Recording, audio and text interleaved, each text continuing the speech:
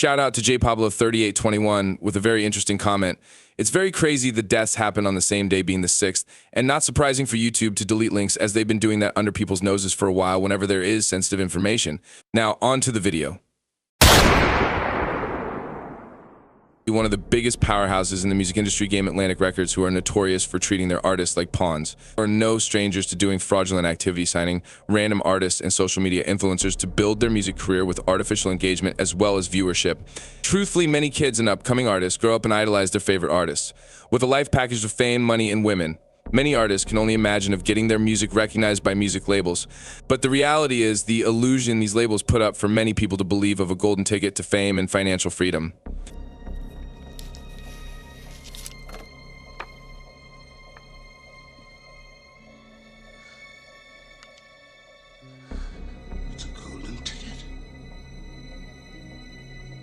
You found Wonka's last golden ticket. Atlantic Records has been exposed for botting their artists' views and comments. Take a look at Lil Tyler, who at 17 years old signed a record deal with Atlantic Records on April 1st, 2023. He never aspired to be a rapper nor sought out goals to be one. You in school right now? I think you're 16, right? Yeah, not right now. I'm finna get my GED though. When did you leave school? When was the end, like your last day, like, all right, I'm out this shit? Damn, I forgot. How long you been rapping? Like, how long you was like, all right, I got this dream and we about to make this, like, when did that start for you? It's like July, it's like July, June. This is recent, these are recent dreams. I ain't never had no dream like, oh, I wanna be a rapper. Reaching up to a whopping 41 million views with his most hit song, Law & Order, he also managed to be in the roster for XXL, literally all within 3 months of being signed to Atlantic. After releasing his new album, Mr. Ski, on August 23rd, 2024 with a listing of 15 songs, 5 out of the 15 are at a couple million, except Change My Ways and First Show being both added up to around 55 million streams, while the rest of the 10 being in the 100,000 range. Though all these streams are great, don't get me wrong, they all end up being artificial views as well as his music videos, so Atlantic can keep pumping Lil Tyler since he's one of their hottest artists and buy him a spot to #1 because he has the ability to generate 500 million views. One in the industry knows is going on, which is faking the streams. They're treating it like a marketing expense, because in a sense it like almost is. You're gonna spend 100 grand on billboards, you're gonna spend 100 grand on streams. Right, to get fake streams that equate to real money, because it's like the streams are fake but the money's real. They're not doing it to the dude across the street, they're doing it to people who really can get 500 million. Now you're getting #1. So you can pay for a #1. The reality is this, you do have to have a real fan base to a certain extent, and your song has to actually be moving around organically. Once it's that, then they'll push the button on it. Another prime example is NBA YoungBoy, who also signed with Atlantic Records when he was around 17 years old. It seems as if Atlantic has a filter when scouting for artists, especially within their age. In 2017, during one of YoungBoy's court hearing for an aggravated assault charge, YoungBoy's attorney James Manasseh reveals that YoungBoy has a contract with Atlantic Records for 5 albums, with the contract being worth around $2 million. YoungBoy pleaded guilty for a drive-by shooting that took place on November 2nd, 2016. Afterwards, the judge reduced his charges to aggravated assault as well as 3 years supervised probation. YoungBoy's plea led him to bond out with $50,000 on May. With a possibility of facing up to 10 years in prison, Atlantic Records was not going to let that happen since he had already made a written promise to the agreement of releasing 5 albums. So they took matters into their own hands, helping out NBA YoungBoy with his legal troubles and making it seem like they care for him. The record labels signed them young to further grasp a younger and more ecstatic audience. As the younger generation listen to these certain artists, it engraves a certain mindset that they must attain to so they can feel the relevance and emotion within one's music. Slave. I'm not wanting none of these slaves, so they don't talk about you're the biggest slave. Like NBA is like one of the biggest slaves in the game. He's one of the biggest slaves to them. So they're gonna go crazy for boy. You feel me? They're gonna make sure all the shit y'all see on YouTube is fake views. All the shit is fake. Everything that y'all see on my dead grandmother, all that shit is fake. Listening to is just all altered. Altered means fake. That this was paid for, so y'all minds can listen to this. Yeah, because I feel like that's the #1 thing everybody like to talk about. You know what I mean? It's a catch. That's the #1 seller. After satisfying his contract 4 times by releasing 22 albums in a time period where he was only contracted to do 5, Atlantic Records renegotiated with NBA YoungBoy for $10 million, but he won't have ownership of his masters. To put it short, a master recording is the original recording of the song, and owning your masters gives you legal right to fully control your music as well as maximize monetary benefits from doing so. With a master's recording, you can license the recording to third parties such as films, TV shows, or even video games. Masters and understanding who you pay back or how to get paid. You know what I'm saying? They just know they doing their show money. Right. And they getting show money, they getting publishing checks. Don't understand the YouTube checks, don't understand the SoundCloud checks, don't understand other checks you could be getting that's not just show money or whatever the case may be. If somebody sample your records 20 years from now, you want to be able to get paid from that. Right. How you gonna collect that money when you're not the one that can sign off on that? Somebody else gonna be getting paid off of that. Right. But if you don't know that, then you just oblivious to the fact that you can be financially stable for the rest of your life. You just didn't set yourself up to be stable. You set yourself up where you're gonna have to do shows all your life. For Atlantic to give NBA YoungBoy a $10 million deal and him not keeping his masters, it most likely means his intellectual property is worth more than $10 million.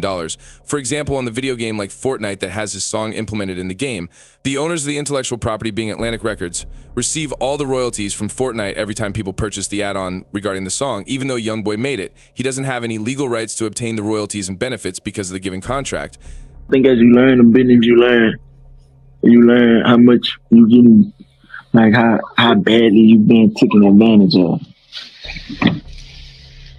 That's like with YouTube. I ain't never got paid from YouTube a day in my life. Nigga make all the money off my YouTube and then give me a small percentage out my shit. Fuck you. Like all that shit slavery, son.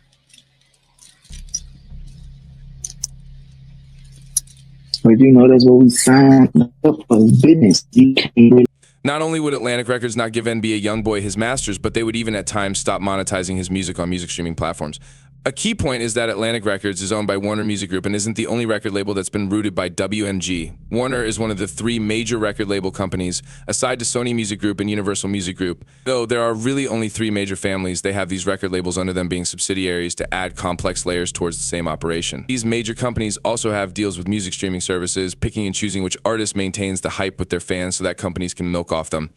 As mentioned in the previous video where record labels exploit unalive artists with their insurance policy, it's a common occurrence for these label companies to do this since they project a huge sale increase on the artist name. As we evolve with having technology become a major part of our lives, deepfakes are on the rise as they've breached into the music industry using the artist's voice and implementing it to a variety of instrumentals to cultivate a whole new song, making the artist worth more dead than alive.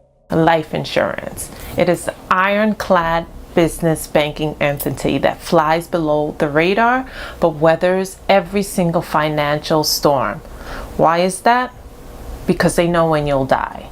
And before they invest in you, they calculate it. Life insurance company bets on your life and issues an annuity or a reverse mortgage or financial instrument based on your life. And they care about how many months you'll live or die and how long you have left on the earth. You're not the person shopping, they're shopping for you. The fallen rapper who goes by the name MoneySign Suede, whose real name is Jaime Brugada Valdez, signed to Atlantic Records on September 18th, 2020, after releasing one of his viral hits, Back to the Bag. He rose to fame after his self-titled debut album in March 2022, and in that same year he released the following album, Parkside Baby, on September 22nd. This album was a stepping stone as he displayed his growth as an artist and solidified his position in the rapping scene. Unfortunately, on April 25th, 2023, the rapper was found unalive in jail at the age of 22. Many speculate that this premeditated hit was due to gang affiliation outside of the prison system and MoneySign Suede had been in the wrong place and wrong time. Moments later, guards would come to find Suede unresponsive. So yeah, man, this your boy Lil Shark, and the word about MoneySign Suede over here in LA and Cali.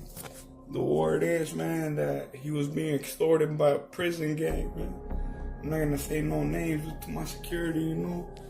But yeah, man, they saying since he got to the yard, they found out he was famous, man, that he had a rapping deal, and they were extorting him in all type of ways through commissary, shit like that, you know. And I have a homeboy close to me, my boy Rascal. He spoke to somebody in the same prison where Money Suede was killed. He's on the same prison but different yard, man. Word in there is that they gave him a couple warnings, man. It's like he even got jumped a few times before being killed. You get me? And if you go to LA Times and read the article about his death, it does say he had different altercations before being killed. Now people are asking me, like, how can this happen? Aren't they supposed to be like homies there protecting them? So he probably landed in the wrong yard without even knowing and without even wanting to, and that's probably what costed him his life, man. You get me? Because when you go to prison, a lot of the time you don't always land in good yards with good people. So, you know, they were extorting them and ended up killing them. So yeah, man, it's your boy. Following the fallen rapper on August 7th, 2024, a single by MoneySign Suede was released, but it's coming from Atlantic Records. The record label has complete control over all his unreleased music and are to no surprise going to release more songs that Suede kept in his vault while Atlantic profits off him. Media mentions a movie to be made of MoneySign, but that is yet to be confirmed, so keep an ear out. Quick side note, majority of Mac P Dog's songs are owned by Atlantic Records. Adding on to Atlantic's sinister playbook, almost a decade ago, a London rapper known as Lady LaSure was offered $250,000 to sign with Atlantic Records under one condition, doing a suicide mission by attempting to diss Nicki Minaj. The thing that he said to me was, we will sign you, yeah. We got this much money to sign you with, but we want you to do a diss track for Nicki Minaj. So I was like, no, I'm not gonna do that. That's suicide, because she's got so many fans that can just kill me off at any given moment. After what we dove into, comment down your very own opinion and thoughts, as there is no such thing as wrong or right answers here. This is all strictly for educational and entertainment purposes only. The comment with the most likes will be featured on the next video. Stay tuned, and we'll see you guys on the next one.